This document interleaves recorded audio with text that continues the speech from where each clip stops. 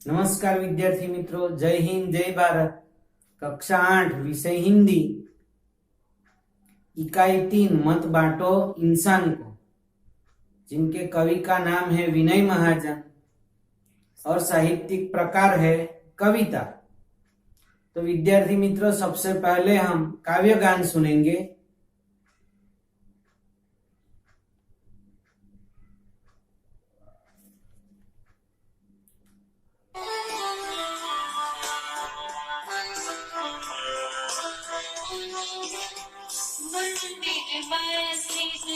गिरिजा घर ने बांट लिया भगवान को।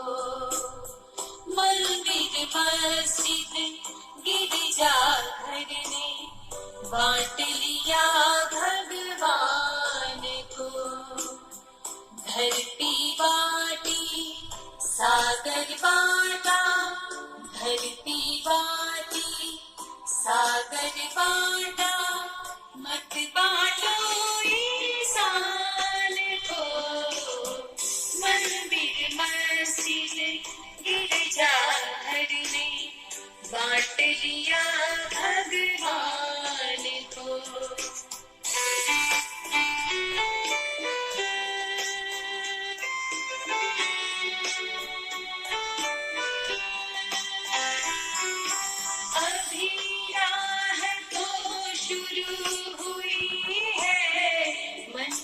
बैठी दूर है, अभी राह तो शुरू हुई है, मंजिल बैठी दूर है।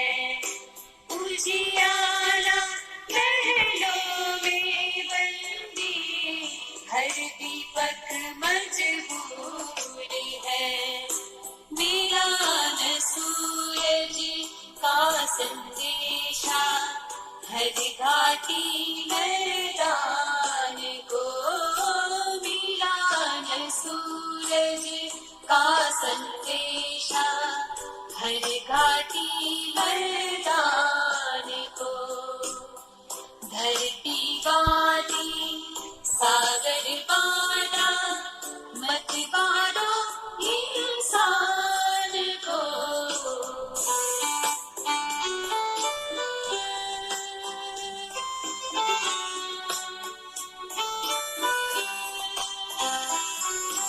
अब भी हरी भरी धरती है, ऊपर नील बितान है। अब भी हरी भरी धरती है, ऊपर नील बितान है। पर प्यार हो तो जग सुना, जलता रेगिस्तान है। अभी प्यार का जल देना है, हर प्यासी चट्टान को। अभी प्यार का जल देना है, हर प्यासी चट्टान को। धरती बाटी सागर बाटा, मत बांटो इंसान को।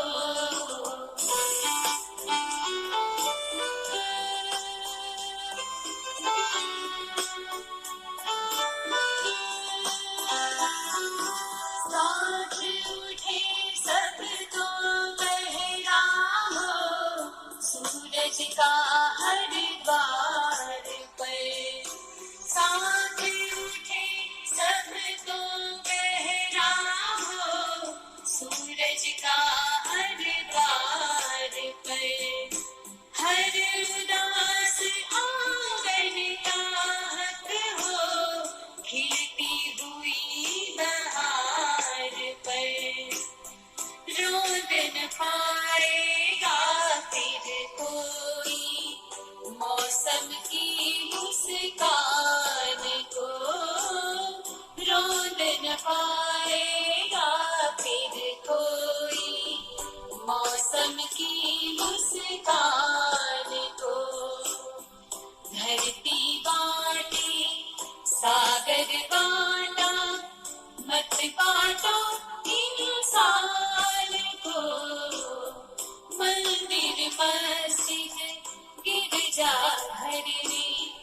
बांट लिया भगवान को। धरती बांटी सागर बांटा, मत बांटो इंसान को, मत बांटो इंसान को, मत बांटो इंसान को।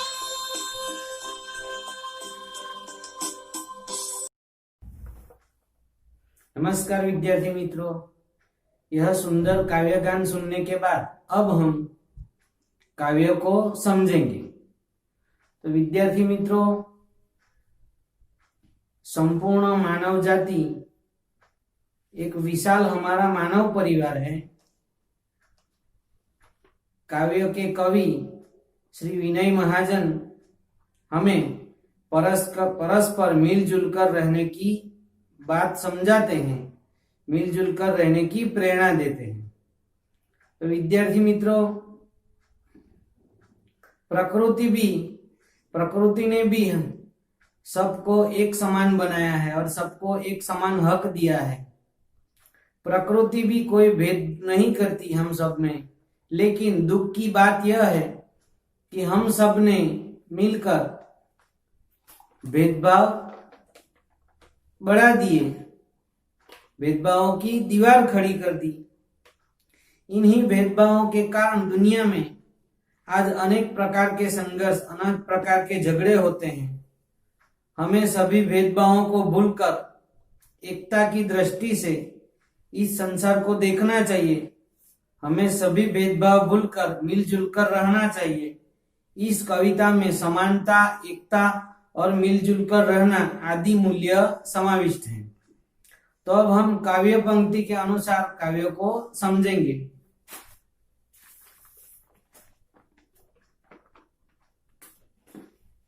तो विद्यार्थी मित्रों, पहली पंक्ति है, मंदिर मस्जिद गिरजाघर ने बांट लिया भगवान को, धरती बांटी सागर बांटा, मत बांटो इंसान को।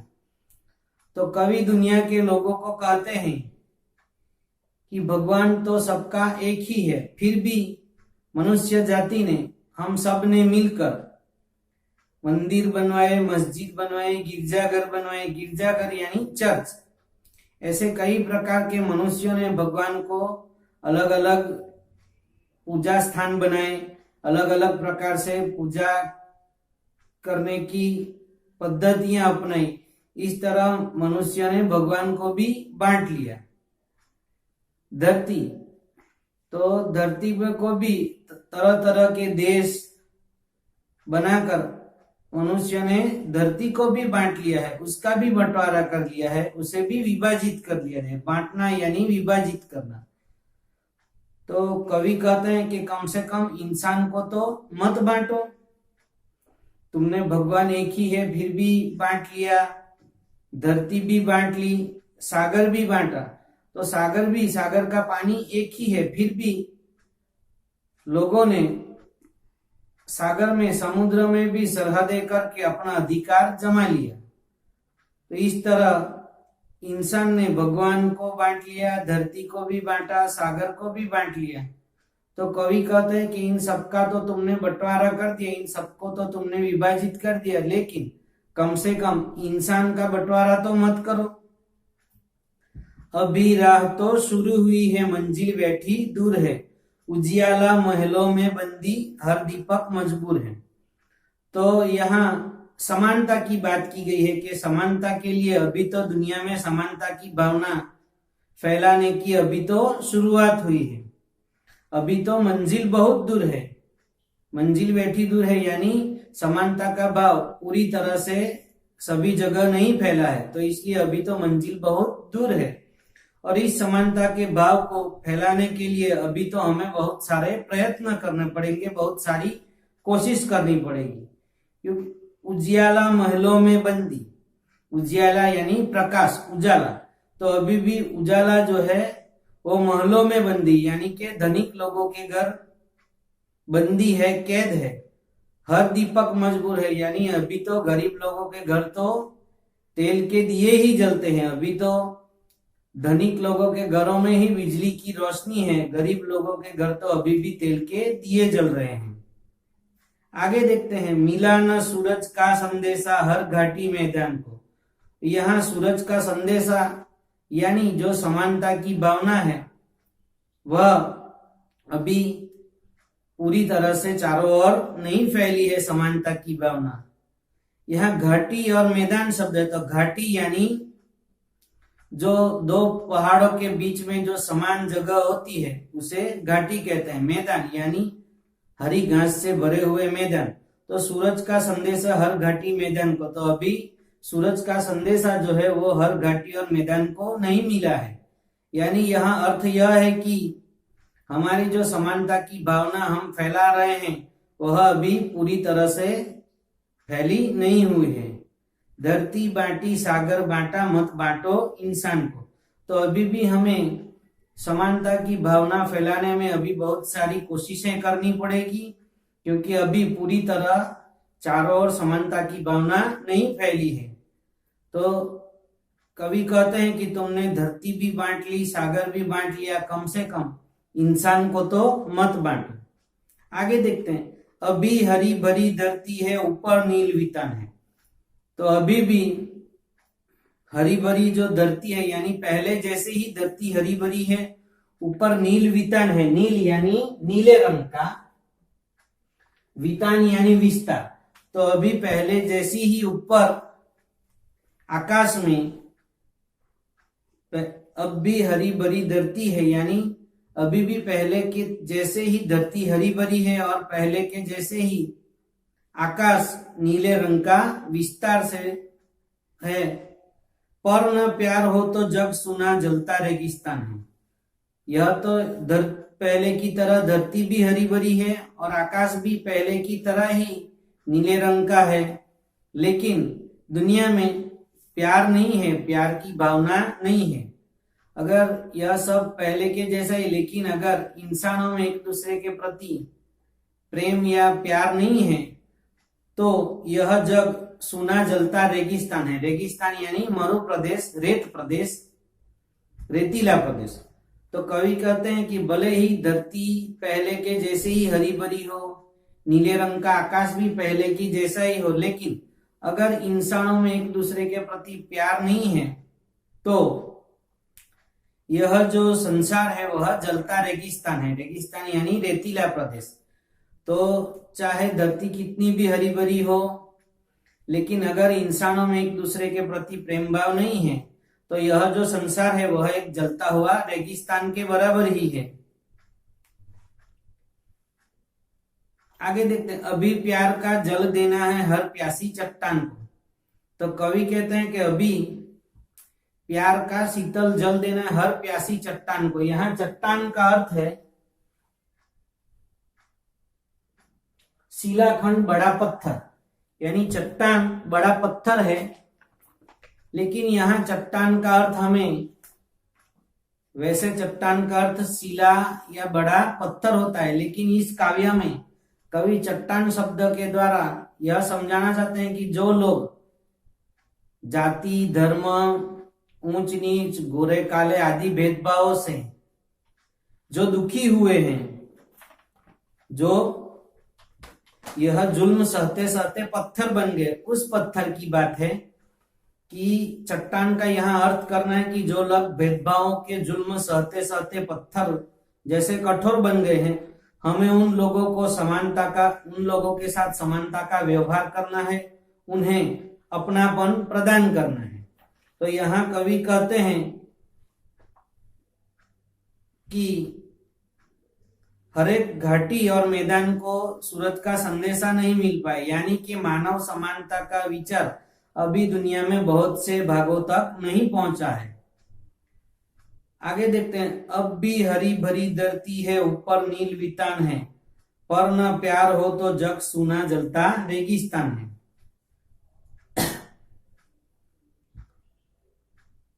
तो प्यार के बिना धरती चाहे कितनी भी हरी भरी हो, आकाश चाहे कितने भी नीले रंग का हो, लेकिन जब तक एक दूसरे के प्रति हम प्रेम भाव नहीं रखेंगे तब तक यह संसार एक रेगिस्तान जैसा ही है। आगे देखते हैं, अभी प्यार का जल देना है हर प्यासी चट्टान को। यहाँ चट्टान का अर्थ हमने देखा कि बड़ा पत्थर, शिलाखंड।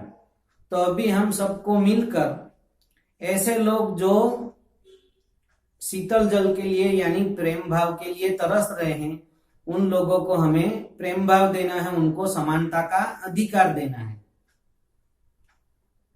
आगे देखते हैं, साथ उठे सब तो पहरा हो सूरज का हर द्वार पर, हर उदास आंगन का हक हो खिलती हुई बहार पर, रौंद न पाएगा फिर कोई मौसम की मुस्कान को, धरती बांटी सागर बांटा मत बांटो इंसान को। तो यहाँ समानता के सूरज का प्रकाश तभी सबको मिलता है जब सब लोग एक साथ जग जाएंगे, यानी कि सबके मन में समानता का भाव, समानता का विचार आएगा और अपने समानता रूपी विचारों का दरवाजा खोलेंगे।